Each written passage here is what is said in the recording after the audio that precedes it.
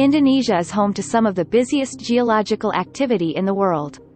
The eruption of Indonesia's Krakatoa on August 27, 1883 is one of the most infamous volcanic disasters in recorded history, killing tens of thousands of people and affecting weather around the world for months after the eruption. However, just a few decades before it, Mount Tambora unleashed an eruption worse than Krakatoa, Washington's Mount St. Helens and even Pompeii's Vesuvius. In April 1815, Mount Tambora exploded in the most powerful eruption ever recorded in the modern history, killed tens of thousands of people on the Indonesian island of Sumbawa near Lombok.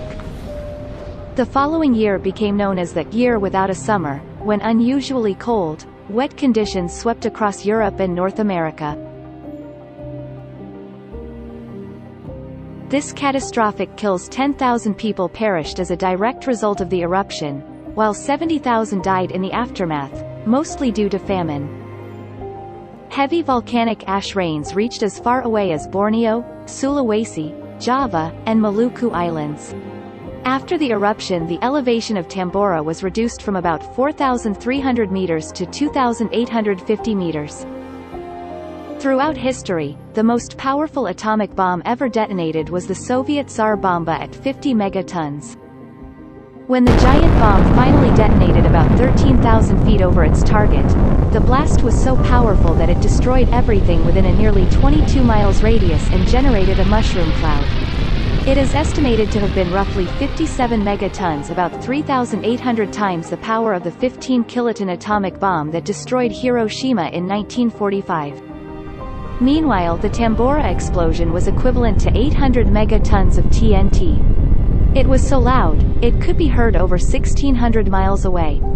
This is the distance from New York to Denver. It sounded so much like distant warfare, that Sir Stamford Raffles sent troops to investigate. The first explosions were heard on this island.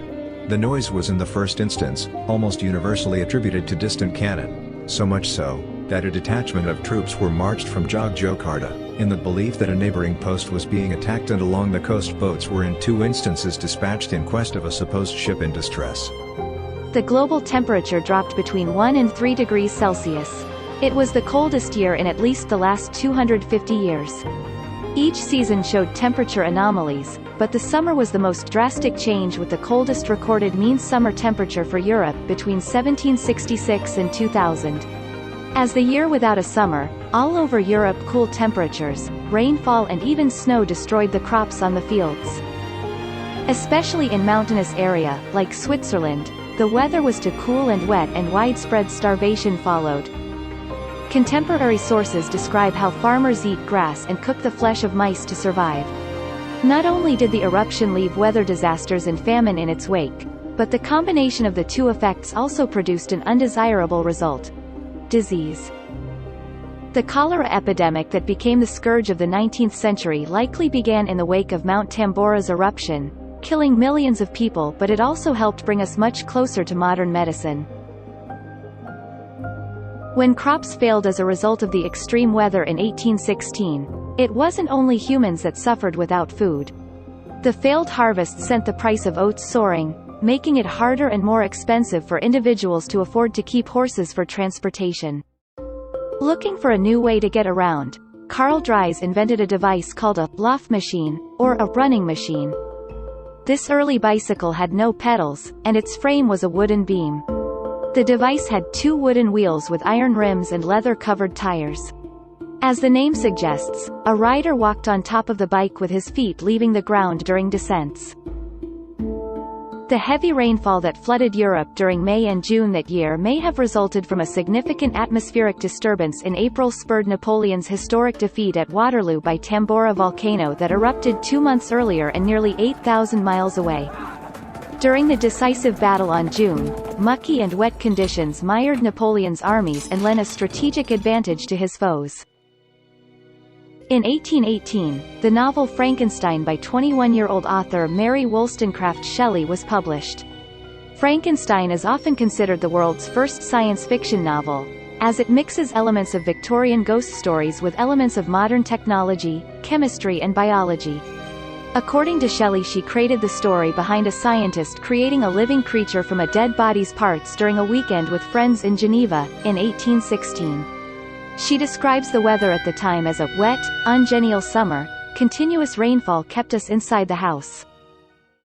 Particulates in the atmosphere such as dust and volcanic ash can create even more vivid sunrises and sunsets, the latter causing these phenomena to linger for many months after such an eruption.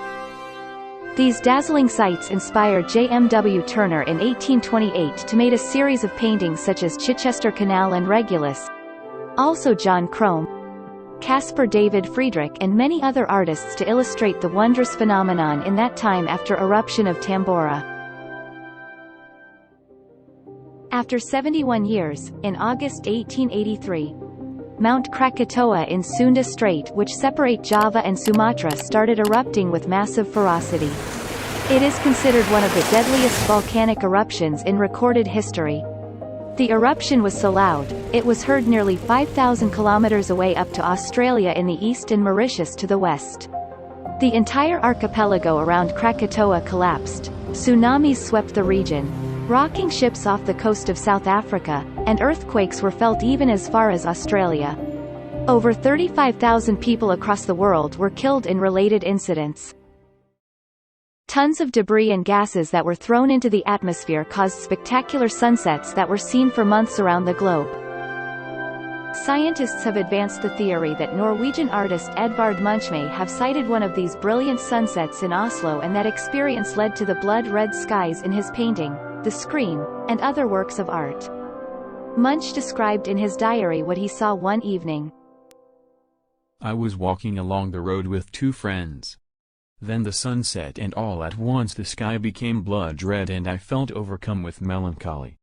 Clouds like blood and tongues of fire hung above the blue-black fjord and the city. The 1895 pastel onboard version of the painting was sold at Sotheby's for a record $120 million at auction on the 2nd of May 2012. The previous record for the most expensive work of art sold at auction had been held by Nude, Green Leaves and Bust by Picasso, which went for $106.5 million at Christie's 2 years prior on the 4th of May 2010. Solved. Thankfully, such a dramatic change in global climate didn't last very long. The effect of the global cooldown only stuck around for a couple of years after the eruption.